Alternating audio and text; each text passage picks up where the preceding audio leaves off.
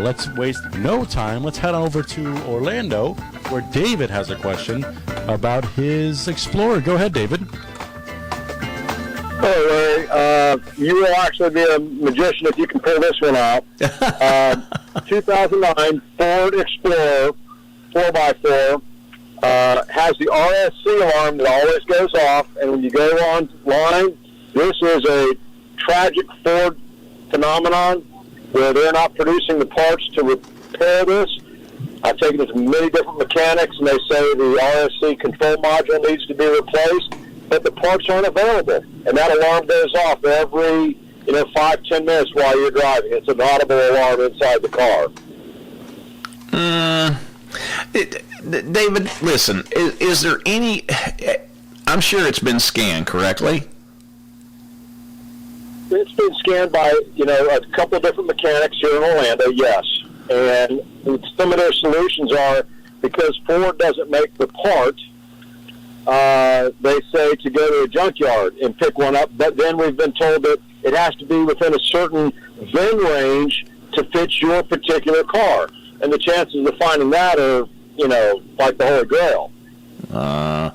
David, I'll tell you, I don't... now, I'm not just patting myself on the back here, but listen, I don't just deal with when I get stuff in that you can't even imagine. Old, antique, very few made. I deal with the world when it comes to looking for a part. I deal with junkyards in Dubai, for goodness sakes. So there's not very many things that I can't get. I can get just about anything for a customer's car. Even when they just pulled the plug and give up on it, I can usually come up with a part. Or either we rebuild it or have it rebuilt or whatever.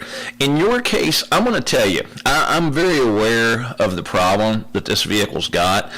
We even have that same vintage Explorer in our rental fleet at the shop, and we've had that problem with it as well. But this was what we found with it. We don't have to replace the modules like you've been told in most cases. What we usually find on these is an exciter ring that'll crack on them. It'll be usually one of the wheels. Sometimes a rear is a common one, where a little rust will develop underneath what Ford calls them a tone ring. I just call them an exciter ring. And that's what the wheel speed sensor is actually measuring. And it measures that for a lockup, or if you were to encounter a lockup.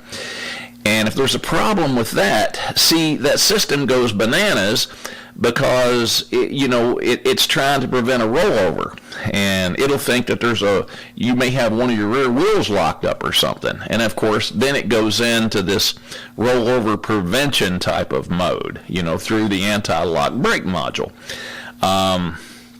The module itself, it's very rare. I've had to replace them because of this issue. It's usually wheel speed related. Now, this is how you find out for sure. We use the Ford IDS system, which is basically a laptop, and we can analyze any part that there is on your car, and then we can take it and we can drive it and we can look at all the data. I want to see exactly what the wheel speed data is for the fronts and the rears, and it's easy to do. All we're doing is looking to make sure that we're getting a reading, number one, off of all of them, and when you're driving down the road, that they're all reading comparatively.